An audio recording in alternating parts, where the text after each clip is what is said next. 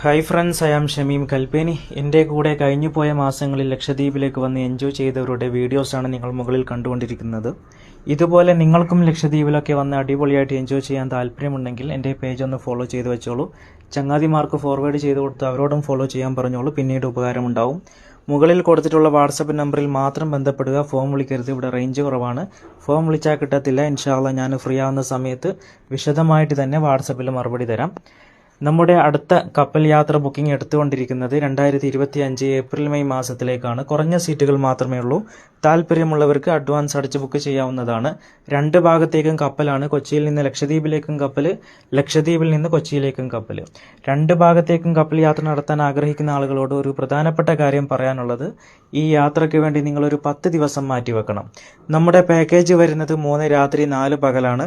നിങ്ങൾ എന്നാണോ ലക്ഷദ്വീപിൻ്റെ മണ്ണിലെത്തുന്നത് അന്ന് ഉച്ചഭക്ഷണത്തോടു കൂടി ആരംഭിച്ച് 4ാമത്തെ ദിവസം ബ്രേക്ക്ഫാസ്റ്റോടുകൂടി നിങ്ങളുടെ പാക്കേജ് തീരും. 3 രാത്രി 4 പകൽ.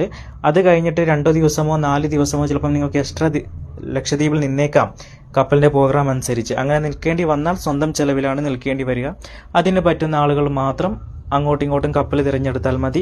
അല്ലാത്തവർ പെട്ടെന്ന് പോയി പെട്ടെന്ന് വരണം എന്നുള്ളവർ അങ്ങോട്ടും ഇങ്ങോട്ടും ഫ്ലൈറ്റ് എടുത്ത് പോയാൽ മതി.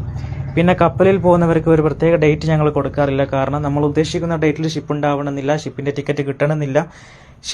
ഷിപ്പിൻ്റെ പ്രോഗ്രാം നോക്കി ഏത് ഡേറ്റിലാണോ ഷിപ്പ് ഉള്ളത്, ഏത് ഡേറ്റിലേക്കാണോ ടിക്കറ്റ് കിട്ടുന്നത് അതനുസരിച്ച് പോയിട്ട് വരാം. അതുകൊണ്ട് നല്ല ക്ഷമയുള്ള ആളുകൾ മാത്രം കപ്പലിൻ്റെ ബുക്കിംഗ് എടുത്താൽ മതി. അല്ലാത്തവർ ഫ്ലൈറ്റിൽ പോയാൽ മതി. ഒരു പ്രത്യേക ഡേറ്റിൽ പോയി പ്രത്യേക ഡേറ്റിൽ തിരിച്ചു വരണമെന്നുണ്ടെങ്കിൽ അങ്ങോട്ടും ഇങ്ങോട്ടും ഫ്ലൈറ്റ് എടുത്ത് പോയാൽ മതി.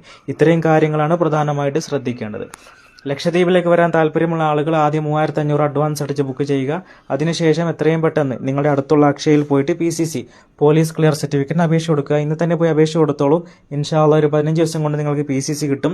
PCCക്ക് 6 മാസം കാലാവധിയുണ്ട്. 6 മാസത്തിൻ്റെ ഇടയിൽ എപ്പോൾ വേണമെങ്കിലും ഈ PCC ഉപയോഗിച്ച് നിങ്ങൾക്ക് ലക്ഷദ്വീപിലേക്ക് വരാം.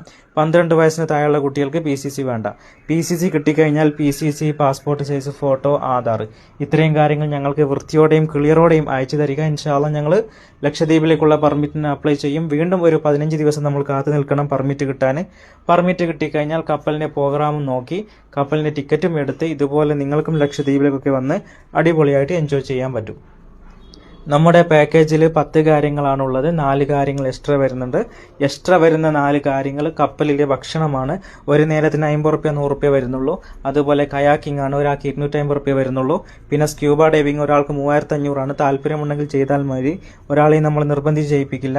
അതുപോലെ ഒരു അടിപൊളി ട്രിപ്പാണ്, ആൾതാമസമില്ലാത്ത ചെറിയ ട്രിപ്പ്, ഒരാൾക്ക് 1500 റുപ്യ വരുന്നുണ്ട്. രാവിലെ പോയിട്ട് വൈകുന്നേരം 4 മണിക്ക് വരുന്ന ട്രിപ്പാണ് ചെറിയ